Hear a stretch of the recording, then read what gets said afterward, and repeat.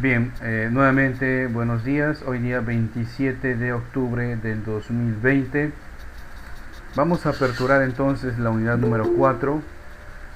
La unidad número 4 respecto al tema de estática, ¿no? En el tema de estática del curso de física y química vamos a verificar algunas leyes, ¿no? Son llamadas las leyes de Newton. Y vamos a terminar pues resolviendo los distintos cálculos de vectores, fuerzas, etcétera, ¿no? La estática, para ser más teórico, la estática es una rama de la física que estudia los cuerpos en equilibrio, ¿no? Los cuerpos en equilibrio para la física son aquellos que no experimentan movimiento o que están en un movimiento a velocidad constante, ¿ya? Fuerzas en equilibrio. Y todo va a depender también del respecto del observador, pues, ¿no? Si bien es cierto, si usted se para frente a una casa o frente a un árbol o frente a un poste, respecto a usted, a su vista, no se va a mover el árbol o la casa o el poste. Pero si lo viéramos respecto, por ejemplo, de un astronauta que está orbitando en la Estación Espacial Internacional y enfoca su telescopio hacia su casa, hacia lo que ustedes están observando, para él, usted y toda la casa pues sí van a estar moviéndose. Entonces, tengan en cuenta que el movimiento es relativo, es de acuerdo pues al observador. Bien, ¿qué cuestiones hay que definir aquí en estática? Primero hay que definir una fuerza. Como hemos pasado en el tema del Sistema Internacional de Unidades, la fuerza es una magnitud derivada, ¿ya? Es una magnitud derivada porque para formar el módulo de la fuerza intervienen ahí dos magnitudes que son la masa y la aceleración. Bien, más precisiones de esto vamos a tener en el tema de dinámica, pero mientras tanto vamos diciendo que una fuerza entonces es una magnitud vectorial, y si es una magnitud vectorial, por lo tanto puede ser representado gráficamente utilizando la herramienta matemática que se conoce como vector, ¿no? Y para resumir, un vector es una flechita, como ustedes pueden ver acá, es una flechita, ¿correcto? Ese vector es una herramienta matemática que se utiliza en muchas ciencias, en muchas disciplinas, ojo, no es propiamente de física. Repito, en estática se estudian los cuerpos en equilibrio, las fuerzas que intervienen en un cuerpo para mantener en equilibrio. Esas fuerzas en el sistema internacional, ¿no? En el sistema internacional la fuerza es una magnitud derivada y además es una magnitud vectorial. ¿Qué significa magnitud vectorial? Que se puede representar una fuerza a través de un vector, o sea, a través de una flechita. Esta flechita tiene una dirección. Normalmente la dirección lo da el ángulo que está formando o respecto a la horizontal o respecto a la vertical, o a X o a Y, ¿ok? Esa es la dirección, ¿ya? Tiene un sentido, el sentido lo da, el sentido es hacia dónde está yendo, hacia dónde está apuntando. Entonces, no es igual dirección que sentido, ¿ok? Una flechita pues tiene una punta, ¿verdad? Tiene un módulo o su valor, ¿ya? Tiene un módulo o valor, ¿ok?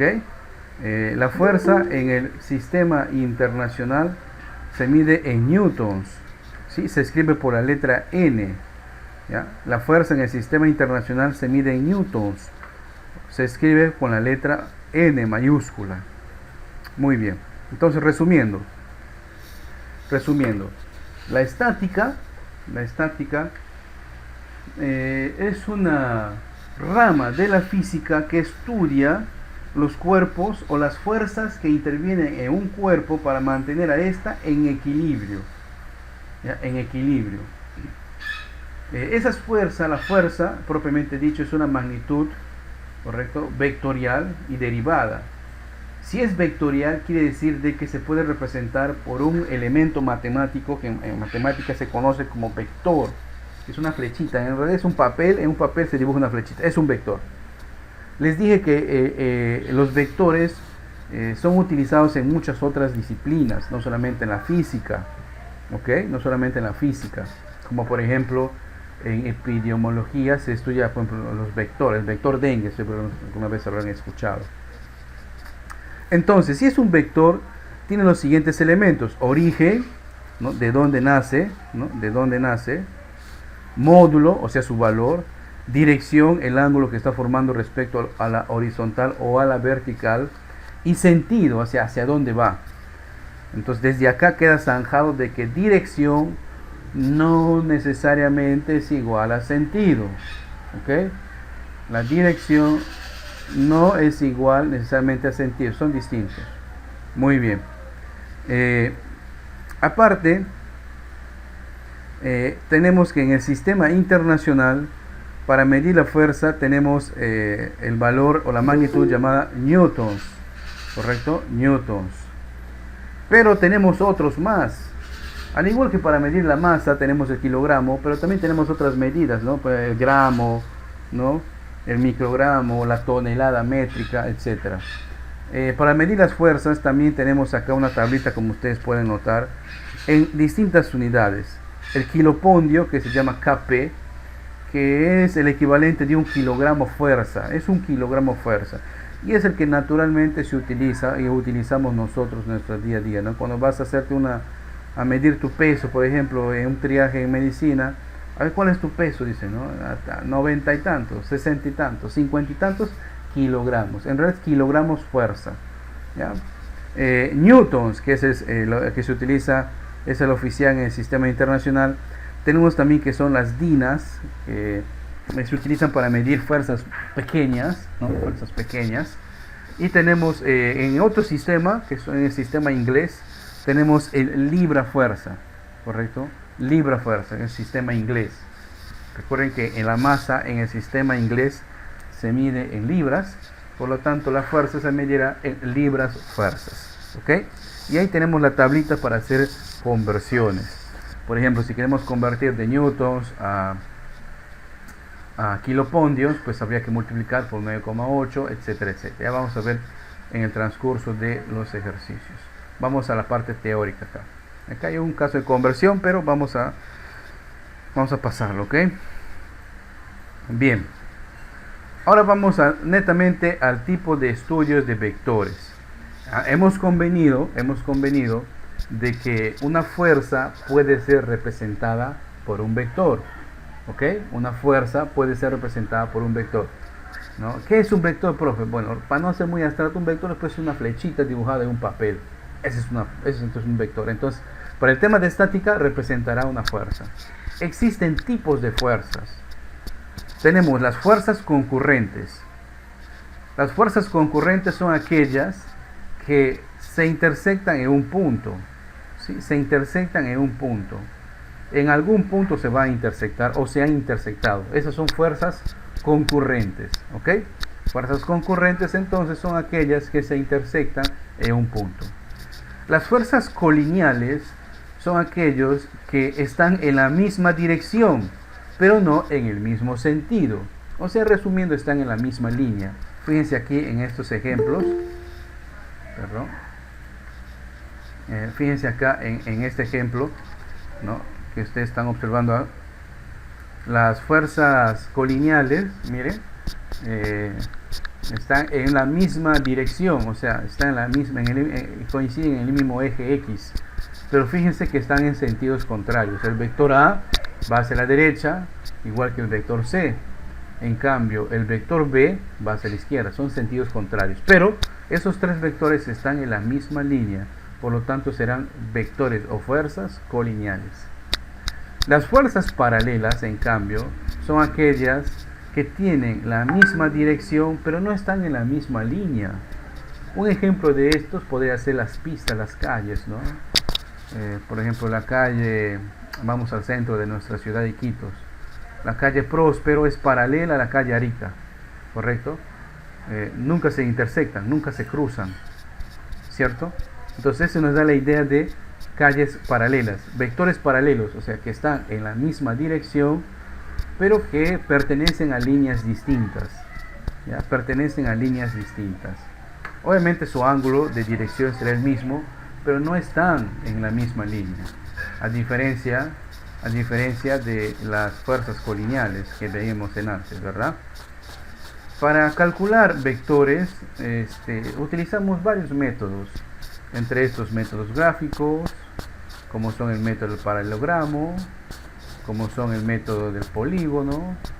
Bueno, resumiendo, lo voy a resumir esa parte para que no sea complicado, ¿ok? Me gusta siempre hacer más resumido, para que me entiendan. Como somos de acá de la selva, la mayoría creo yo, ¿no? Algo más genérico, ¿no? De repente alguna vez nunca se han ido al río. ¿Han visto alguna vez una vaquita en la televisión? ¿No? Unas vaquitas. Bueno, digo una vaquita. Ahí está su cuernito. Ahí está.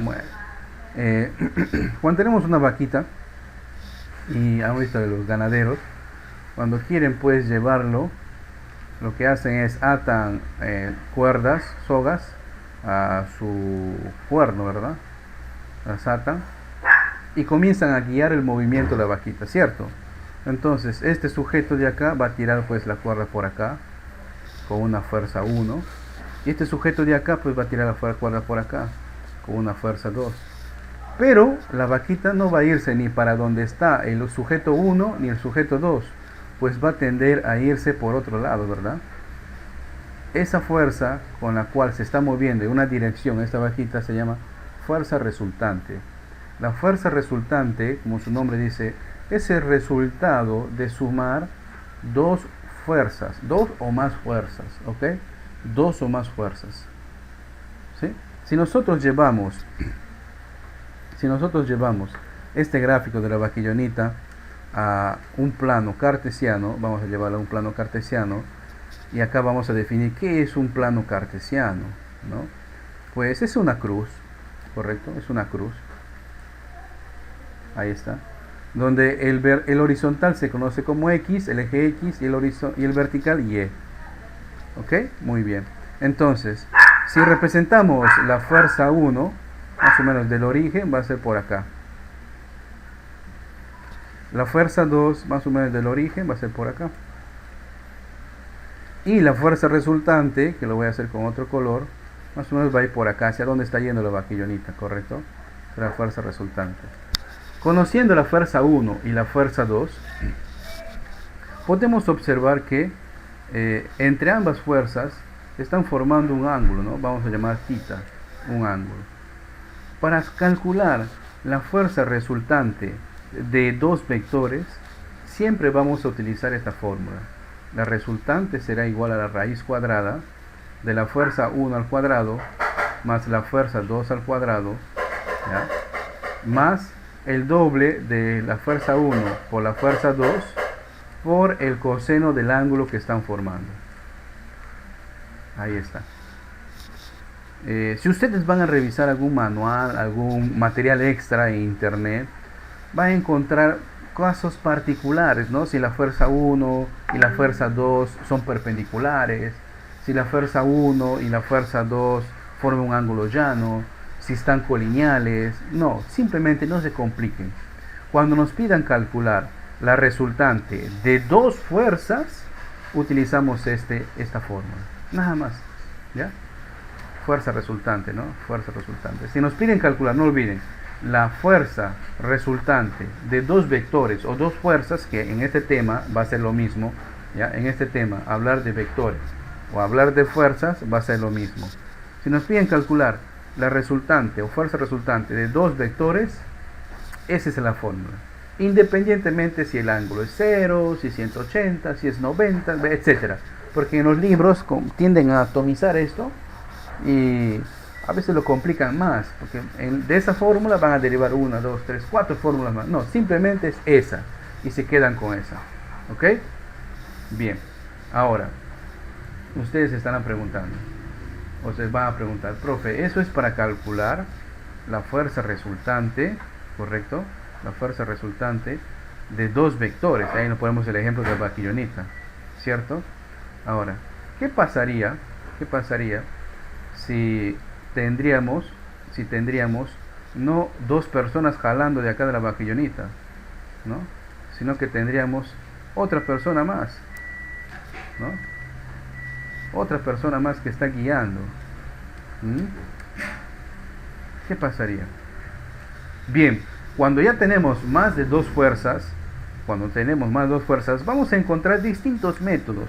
El que les recomiendo es el método de descomposición rectangular. ¿A qué se refiere? Es igual que el anterior, o sea, vamos a hacer referencia a un plano cartesiano.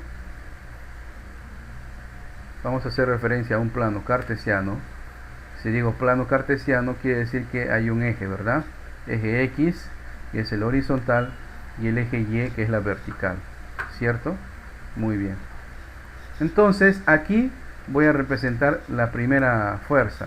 El primer sujeto está tirando por acá, fuerza 1. El segundo sujeto está tirando por acá, fuerza 2. El tercer sujeto está tirando por acá, fuerza 3. ¿Cómo calculo la resultante cuando yo tengo más de 3 fuerzas? 3, 4, 5, 6. Vamos a utilizar el método de descomposición rectangular. ¿De qué trata? Primero, debo tener yo el ángulo que están formando independientemente cada uno de ellos. ¿Ya? Independientemente cada uno de ellos. Sí, debo tener ese ángulo. ¿Ok? Entonces, lo que acá se trata es de lo siguiente. Todo vector que no coincida con los ejes coordenados, o sea, todo vector que no coincida con X o con Y, o sea, todo vector que no esté o horizontal o vertical, debe ser descompuesto, o sea, debe ser partido. ¿Y cómo se le parte al vector? De la siguiente manera. ¿Ya? Voy a graficar nuevamente mi plano cartesiano. Este pulso me está fallando. Ahí está. Ah, caray. Vamos otra vez. Ahí está, X. Y acá tengo Y, ¿verdad? Muy bien. ¿Qué se hace? Imagínese usted que a este vector, a cada uno de los vectores, le parten la mitad. Trale la mitad. Si le parten la mitad, una parte de él va a caer en el eje X, ¿cierto? F1. Y otra parte de él va a pegarse, va a pegarse ¿a dónde? Va a pegarse al eje Y, ¿no? Igual para el vector 2, ¿no? Igual para el vector 2 o la fuerza 2. Imagínense usted, parte por la mitad toda esa fuerza. Entonces una parte de él, voy a hacerle con otro color, una parte de él va a quedar, ¿cierto? ¿En dónde? En el eje X. Y otra parte de él va a quedar en el eje Y. Esta vez va a quedar abajo. Igual para el vector 3. Una parte de él va a quedar donde. Caray, qué pulso, hombre. Una parte de él va a quedar en el eje Y. Y otra va a quedar en el eje X. Siempre respetando en qué cuadrante está, ¿verdad? Cuadrante quiere decir esto, ¿no? En el plano cartesiano. Acá voy a hacer un chiquitito. En el plano cartesiano, X, Y, se nombran los cuadrantes en sentido antihorario. Primer cuadrante, segundo cuadrante, tercer cuadrante, cuarto cuadrante. Los vectores pueden estar ubicados en cualquiera de ellos. Ahora, acá hay un truco. ¿Cuál es el truco? Lo siguiente. Todos los vectores que están en el eje X, o que se hayan descompuesto, que se hayan partido, como estamos diciendo, será multiplicado por el coseno de su ángulo. F1 es coseno de alfa en el eje y en el eje Y por el seno de su ángulo. Para el vector 2 será pues por el coseno del ángulo que está formando, y para el eje Y por el seno del ángulo que esté formando, y para el vector 3 en el eje X por el coseno del ángulo que está formando, y en el eje Y por el seno del ángulo que está formando. ¿Ok? Una vez hecho eso, lo que hacemos es una sumatoria de fuerzas tanto en X y una sumatoria de fuerzas en Y. Y como el objeto o el cuerpo está en estática, no está en movimiento, si está en equilibrio, siempre va a ser igual a 0. Siempre va a ser igual a 0. ¿Ok? Siempre va a ser igual a 0. Utilizamos ese método. Y cuando llegamos a determinar la fuerza resultante en X y la fuerza resultante en Y, la resultante en sí será la raíz cuadrada de la resultante en X al cuadrado más la resultante en Y al cuadrado. Este método vamos a usar cuando hay más de 3 vectores. Cuando hay 2, lo que hemos explicado al inicio, la fórmula que hemos explicado al inicio. Cuando hay 3 o más, se utiliza esta descomposición rectangular de los vectores. ¿Correcto? Y otra cosita más. Todo gráfico inicial, como acá están viendo, todo gráfico inicial, al momento de representarlo por flechas, como aquí o como acá, lo que acabamos haciendo es un DCL. ¿Qué es un DCL? Es un diagrama de cuerpo libre. O sea, representar en un gráfico, ¿no?, solamente las fuerzas que están interviniendo en él. Fíjense, en el primer caso y en el segundo caso, no hemos vuelto a dibujar a la vaquillonita, ¿verdad? A la vaquita. Simplemente hemos dibujado los vectores que intervienen en ese gráfico. Entonces, en ambos casos hemos hecho, ¿qué cosa? Un DCL, que es el acrónimo de diagrama de cuerpo libre. Diagrama porque hacemos un diagrama en el plano cartesiano de un cuerpo y liberamos de todos los dibujos. Si es un auto, no volvemos a dibujar el auto. Si es un objeto, ya no, simplemente dibujamos los vectores que intervienen en él, nada más, ¿ya? Los vectores que intervienen en él. Muy bien. Otra fuerza que interviene acá en este estudio de estática es el peso, ¿ya? En este tema el peso se representa por la letra W, ¿ya? El peso, acá podemos ver, el peso siempre va a apuntar hacia abajo, hacia el centro de la Tierra, dice la teoría, ¿no? El peso. Y el peso se calcula multiplicando la masa por la aceleración de la gravedad. El valor de la aceleración de la gravedad normalmente se sitúa pues en 9,8 metros por segundo al cuadrado, y algunos enunciados le van a poner el valor de 10 para evitar pues trabajar con números decimales, ¿ya? El valor de la aceleración de la gravedad, ojo, no es el valor de la atracción gravitatoria, no, es el valor de la aceleración de la gravedad, ya que la Tierra, como tiene una enorme masa, atrae pues a los cuerpos que están alrededor de él, ¿verdad? Entonces esa fuerza de atracción, que no es el tema, genera una aceleración hacia él. Cuando el cuerpo cae hacia la Tierra, esa aceleración se mide y se aproxima en 9,8 metros por segundo al cuadrado. ¿Ok? Entonces, el peso es esta fórmula. Y el peso también se mide en newtons. ¿Ok? El peso también se mide en newtons, ya que un newtons equivale a masa, o sea, a kilogramo por la aceleración de la gravedad, o sea, por metro por segundo al cuadrado. Un newtons equivale a masa, o sea, kilogramo por metro por segundo al cuadrado. ¿Ok?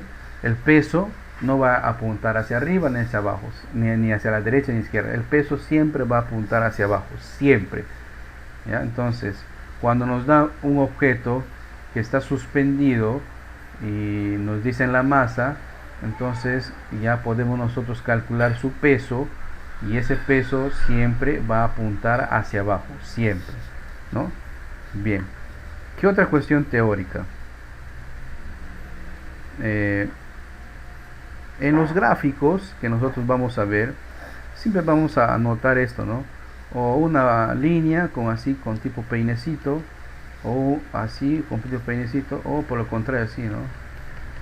Cuando vean esto, como están observando acá, esto representa pues, si está de esta manera, el suelo, si está de esta manera, una viga, Si está de esta manera, una pared.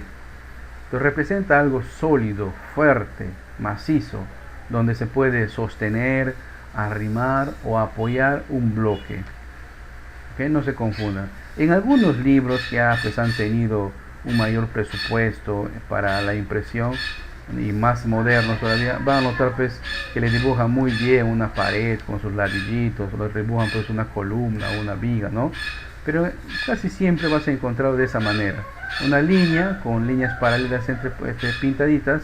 Entonces eso da idea de algo sólido, donde se está arrimando, donde se está sosteniendo, donde se está colgando un bloque.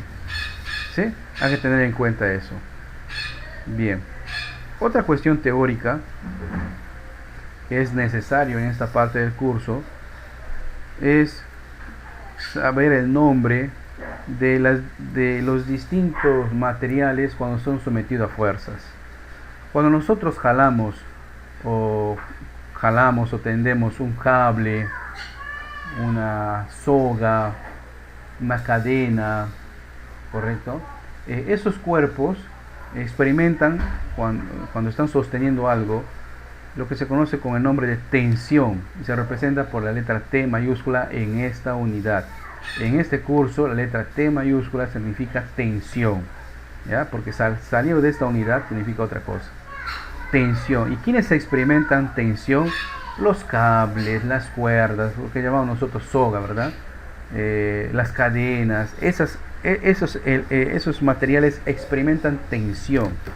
Entonces, una cuerda, por ejemplo, tiene un punto de quiebre, o sea, tiene un punto de tensión máxima a la cual va a llegar, y si sobrepasa ese punto de tensión va a comenzar pues a romperse, ¿no? Y se va a romper totalmente la cuerda, ¿no?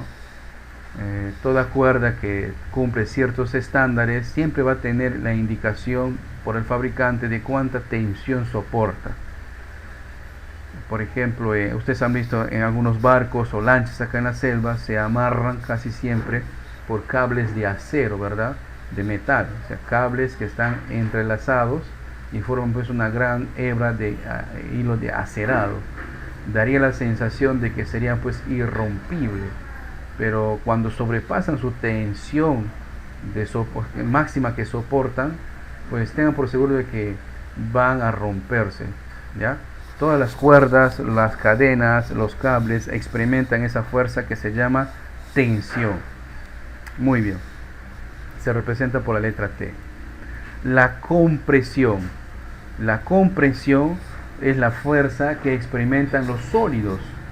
¿Okay? No podemos comprimir, por ejemplo, fácilmente agua, ¿no? A no ser que esté contenido en un recipiente, ¿no? Entonces la compresión es una fuerza que se manifiesta externamente, como dice ahí, en un sólido, ¿no? Pues cuando nosotros ponemos un ladrillo y nos pisamos sobre él, lo que en realidad estamos haciendo es comprimiendo, ¿no? Estamos comprimiendo el ladrillo. La compresión es una fuerza que apuntan hacia el interior del cuerpo.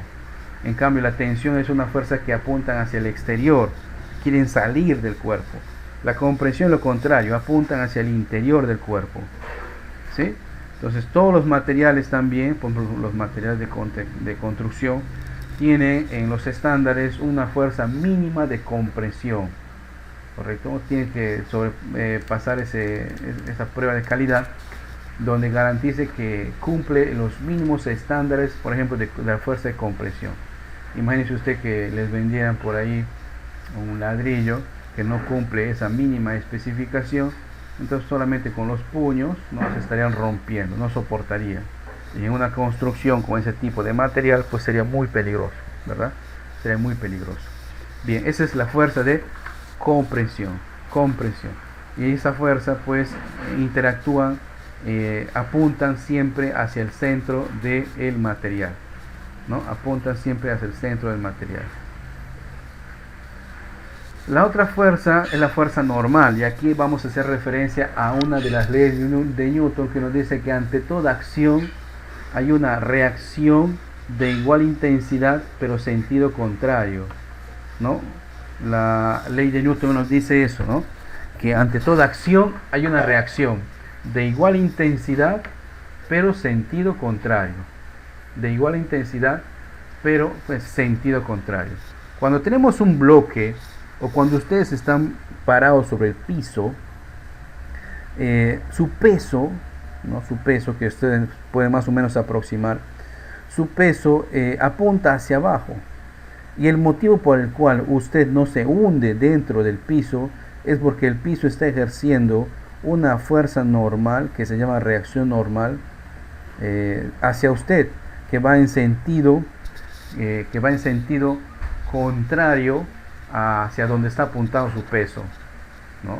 Entonces la fuerza normal pues va a depender mucho de la solidez del piso, ¿no? Porque si usted de repente quiere caminar en barro y se pisa sobre esa parte de suelo, como no va a soportar su peso, va a comenzar a hundirse, ¿no? Va a comenzar a hundirse. Pero igual la fuerza normal está presente, ¿ok? La fuerza normal está presente. La fuerza normal se representa por la letra N. Mucho cuidado acá. No confundir con el valor o el símbolo de la fuerza, newtons, ¿ya? Pero también se representa por la letra N mayúscula. Así como hay una fuerza normal, ¿ya? Existen otro tipo de fuerzas. La fuerza elástica, por ejemplo, ¿no? Que utilizan los resortes, ¿no? Los resortes. Muy bien. Y acá tenemos el caso del diagrama de cuerpo libre, en donde nos indica cómo dibujar las flechitas y todo lo demás. Y les invito a dar una lectura de esto, ¿ya? Una lectura, bueno, simplemente una lectura simple, ¿no? Y después complementamos. Bien, y para terminar, vamos a definir lo que es una fuerza de rozamiento. El rozamiento es el fenómeno por el cual dos cuerpos interactúan, uno rozándose sobre el otro. Y de acuerdo a si este material pues es más tosco, es más suave, la fuerza de rozamiento va a desgastar más o menos material.